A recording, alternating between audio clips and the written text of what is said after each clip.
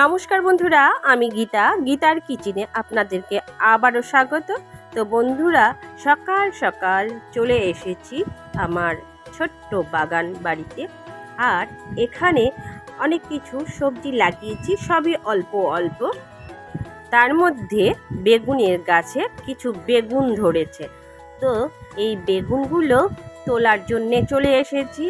আর এক হাত দিয়ে ভিডিও করছি আর এক হাত দিয়ে আমি বেগুন তুলছি।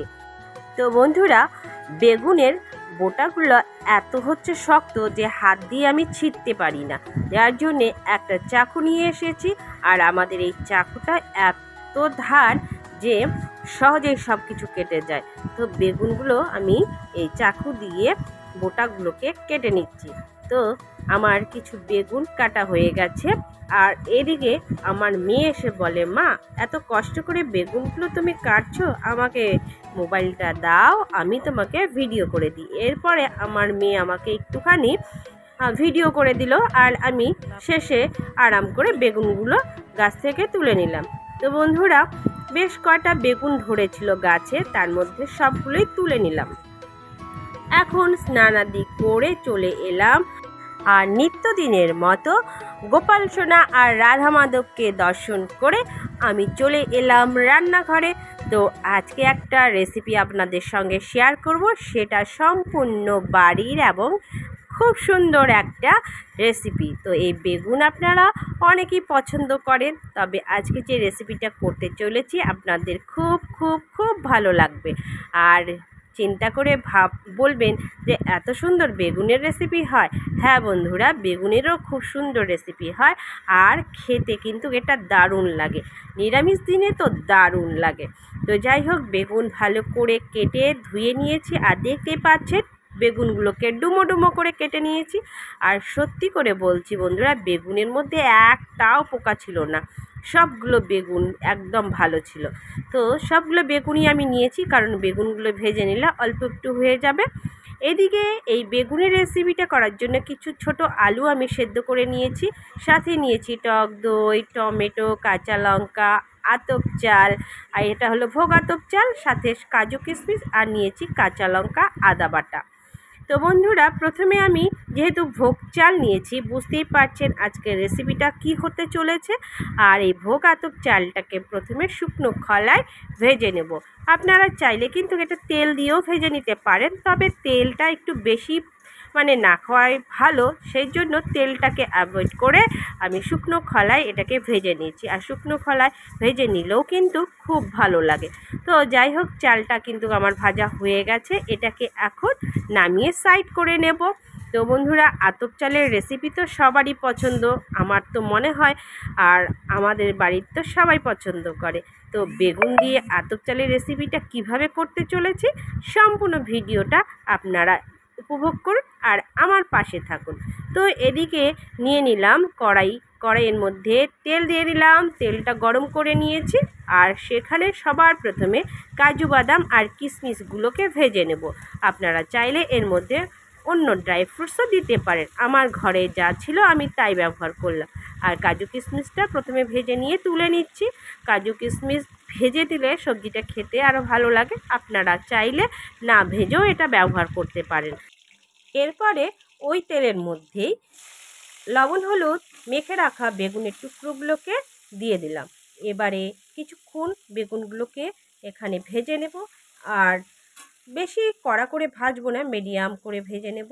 তো এগুলো ভাজা হয়ে গেছে, দেখতে পাচ্ছেন খুব একটা কিন্তু আমি লাল করিনি।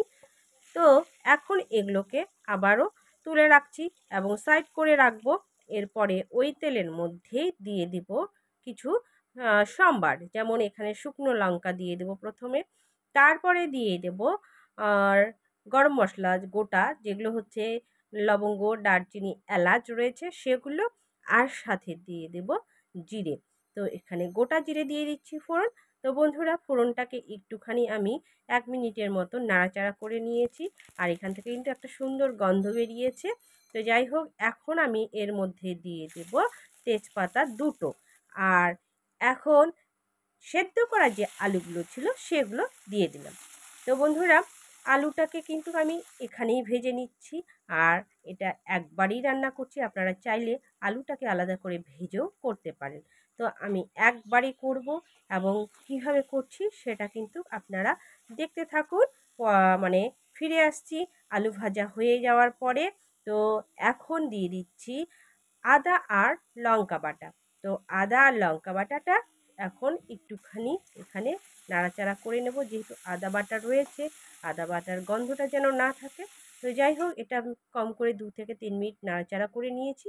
এখন দিয়ে দেবো কিছু গুঁড়ো মশলা। তো বন্ধুরা, এখানে কিন্তু আমি টমেটো দিয়েছিলাম, টমেটোটা স্কিপ হয়ে গেছে। আপনারা চাইলে টমেটো ব্যবহার করতেও পারেন, নাও করতে পারেন। আপনারা হয়তো এতদিনে বুঝে গেছেন যে আমি একটু টমেটোটা সব সবজির মধ্যে ব্যবহার করি। আসলে নিরামিষ মানে রান্নার মধ্যে একটু টমেটোটা দিলে ভালো লাগে। তো যাই হোক, এখন আমি গুঁড়ো মশলাগুলো অ্যাড করলাম, ধনের গুঁড়ো, জিরের গুঁড়ো আর হচ্ছে কাশ্মীরি লঙ্কার গুঁড়ো। তো এগুলোকে একটুখানি আমি আবারও কষিয়ে নিয়েছি মশলা সমেত। আবার এখন এগুলোর কষানোর পরে দিয়ে দিলাম আতপ চাল ভেজে রাখা। তো ভেজে রাখা আতপ চালটা দিয়ে কিছুক্ষণ নাড়াচাড়া করে নিয়েছি। এখন দিয়ে দিলাম জল। তো বন্ধুরা, গরম জল ব্যবহার করলে খুবই ভালো হয়। তো আজকে আমি এখানে গরম জল করতে পারিনি, ঠান্ডা জলই ব্যবহার করছি। তো যাই হোক, এখন আমি এটা ফোটাবো। আর যেহেতু আতপ চাল দিয়েছি, সেই জন্য জলটাকে একটু বেশি পরিমাণেই দিয়েছি, যাতে করে আতপ চালগুলো একটু সেদ্ধ হয়। আর এদিকে দেখুন, চালটাও ভালো মতন সেদ্ধ হয়ে গেছে।